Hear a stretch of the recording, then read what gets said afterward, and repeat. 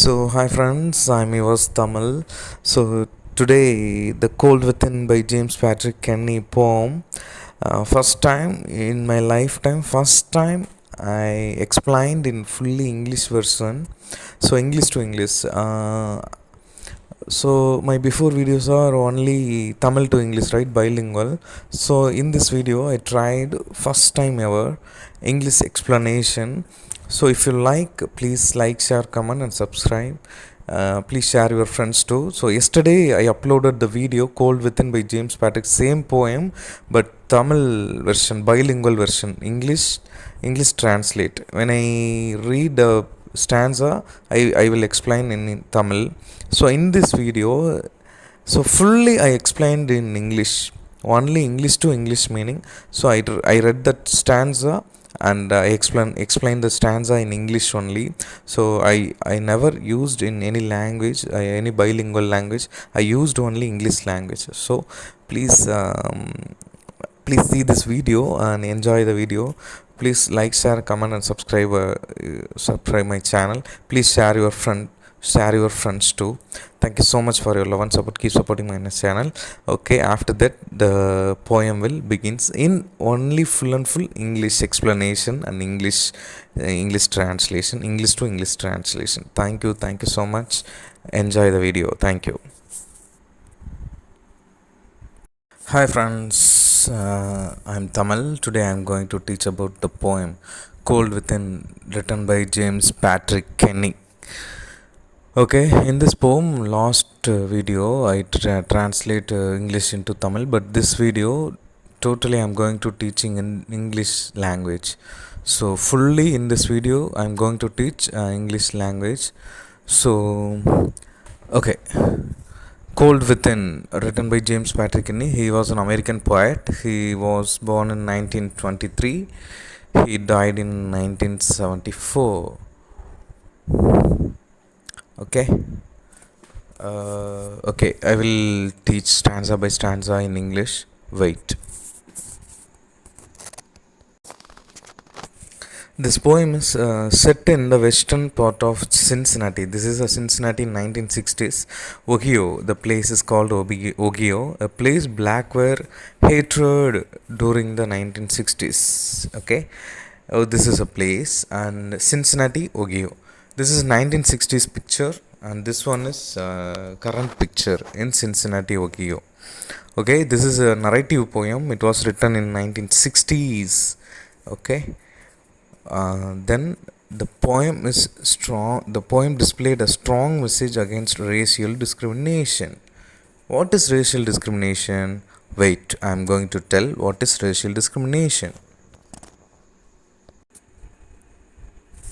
Racial discrimination is any discrimination against any individual on the basis of their skin color, religion, caste, community, poor condition, race, or ethnic origin. So these are all called racial discrimination.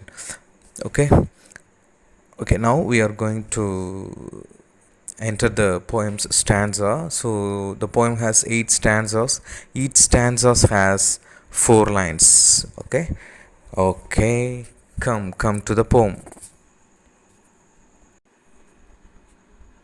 Okay, guys, this is the poem's first stanza. So short note. I will give a short note. Cold Within. Cold Within is written by James Patrick Kinney. He was born in 1923 and died in 1974. And he was an American poet. The poem displayed a strong message against racial discrimination. What is racial discrimination? Racial discrimination is any discrimination against any individual on the basis of their skin color, religion, poor condition, something like that. Okay, what is cold within? Cold within, which means selfishness, greed, arrogance. It was born out of humans' negative intentions, um, negative intentions and negative thinking. So this is called cold. The author trying to say what is cold is it is born out of selfishness, greed, arrogance. Okay, this is also called cold. So first stanza, 6 humans trapped by happenstance. So listen the first line. He used the word humans. Humans, which means because okay, I will read whole stanza. His 6 humans trapped by happenstance in dark and bitter cold. Each possessed a stick of wood, or so the story is told. So the author James Patrick Kinney trying to say in first stanza is the story is told. The poem begins on a dramatic note, right? The poet straight away takes us into the midst of the action by telling on that. So listen, the first line: 6 humans were trapped in a place which was gloomy, very gloomy, and very bitterly cold. So they were trapped. Each one of them had a stick of wood. So remember, this is a main point. Each one of them had a stick of wood. Okay, why poet used the word humans? So he did not use the word like person, man, women, people, something like that. He used the word human because we are all equal in front of the God. So he trying to say, what is it? Humans, which means all are equal in the eyes of Creator. Okay, in the eyes of Creator. So what is happenstance? Happenstance, which means it's not a coincidental event. It was pre-arranged event. The arranged event was conducted by maybe God. It's a imagined thing, right? So this is the first line. And second line: extremely unpleasant and cold area. So happenstance was not accidental incident, I told you, right? The creator or the universal poem had so arranged it. So he arranged the six months trap. Okay, second stanza: their dying fire in need of logs, but the first one held hers back, for of the faces around the fire she noticed one was black. So in this stanza, soon the fire began to die out. So at this point, it was necessary to add the logs. That's why the fire will um, start to spark. Okay, first human. He mentioned the first human, a woman, held her log back because she refused to give it to fire because she saw that there was a black man among them. She could not overcome the sin of racial prejudice, not for the benefit for black men. So she was a racist. She was a bloody racist in the second stanza. Third stanza: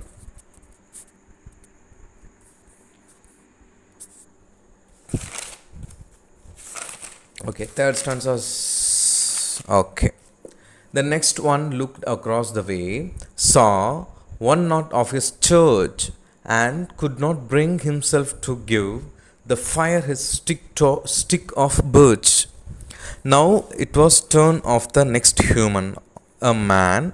He looked around at the people sitting around the fire, and among them the third man, he saw that there was one person who did not belong to his religion, belonged to the same religion as him.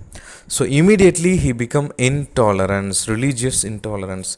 He could not overcome his narrow-mindedness and religious intolerance.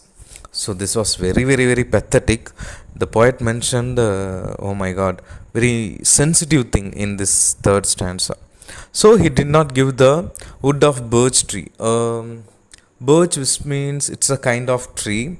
So I told you before, in first stanza, each and everyone have a stick of wood. Okay, 6 humans have stick of wood. Okay, this is a third stanza. Okay, shall we go to fourth stanza? Yeah, fourth stanza. Fourth stanza is: the third one sat in tattered clothes. He gave his coat a hitch. Why should his log be put to ease to warm the ideal rich? So the poet mentioned here, the poet mentioned the third man sitting around the fire. He was wearing tattered clothes. Tattered, which means torn, old, something like ugly. something like dirty dress. Okay, he was wearing dirty dress. He was obviously very very very poor. He saw that one of the people sitting around the fire was a rich man. He was a very very lazy fellow. So mind it. At once he frightened his clothes. He pulled it very closer because he he did not like the person who sitting in front of him, because he was a very very lazy fellow, lazy rich man. He thought, why should I contribute my log to fire that will give sorry, that will give warmth to the ideal rich man. This is a lazy rich man who is very lazy and who is never won back. He is filled with bitterness and envy, could not overcome this feeling. So he is also a something like racist, religious intolerance, maybe. He was a racial discrimination fellow, one of the very greed and bitterness fellow. Okay, shall we go to fifth stanza? In fifth stanza, the rich man just sat back and thought of wealth he had in store, and keeping all that he had earned from the lazy, shiftless poor. The poet mentioned fifth stanza. He used the rich man. Okay, in the stanza, rich man also did not give up his log of food. He sat thinking of all the wealth he had gathered. He felt that he had earned it through his consistent efforts. He did not want to waste it. So he thought, how can I safeguard my wealth from this poor person who is very, very, very lazy and who is aimless, who has no goals and no focus? Why will I help him? So the rich man also could not give up his prejudice, his greed and stinginess. He was very, very, very stingy fellow. Okay. Okay. Shall we go to sixth stanza? Yes. The black man's face bespoke revenge as the fire paused from his sight, for he saw in his stick of wood a chance to spite the white. Spite the white. Okay. The next stanza, poet trying to say the fire was almost on the verge of dying out now. It will finish soon. But the black man saw this, but on his face clearly visible that it was in this situation the only thing he wanted to revenge for mistreatment he had suffered at the hands of white people. So his stick of wood had the potential to revive the fire and save everyone's life, but he failed to see this potential. He was so blinded by hatred and a thirst for revenge that he only thought of his using his stick to spite or hurt the white man. It is a time for revenge on black man, like, because black man sitting around the fire, he saw one white man was there. He saw that there was one white man among them. So he think about his past life. So he thought he was suffered by some white people. So it is time for revenge. Black man think. So it's a time for revenge to white man. Okay. So in next stanza, shall we go to seventh stanza? Yes. Okay, in seventh stanza, the lost man of this fallen group did not accept for gain. Giving just to those who gave was how he played the game. In seventh stanza, poet trying to say the fallen group, which means unhappy and lonely group. Okay, so now it was a turn of the lost man of this fallen group. I told you fallen, which means unhappy or lonely. Although there was a 6 people in group, they were fallen. So they are like fallen. Lost man in this group never did anything without thinking whether it would bring him some profit or benefits. So think that he is a very profitable person. If you do anything for him, he will do. Otherwise, he won't do anything for you. So he had an extremely materialistic transactional approach. He played the game of life by giving only to those who would give him something in return. He had no generosity or largeness of heart. He is not a kind-hearted fellow. Okay, he saw that there were not giving up their logs, so he decided he did the same thing. So this is a seventh stanza. So now it's time for final stanza. Okay, final and eighth stanza. Their sticks held tight in death's chilled hands was proof enough of sin. They did not die from cold without, they died from cold within. In the final stanza, poet trying to say the conclusion and climax of this poem. So, ultimately, the fire died out. All the humans were frozen to death in the cold. They had their logs very tightly. This was a proof of human sins. This is very pathetic and very shameful humans sins.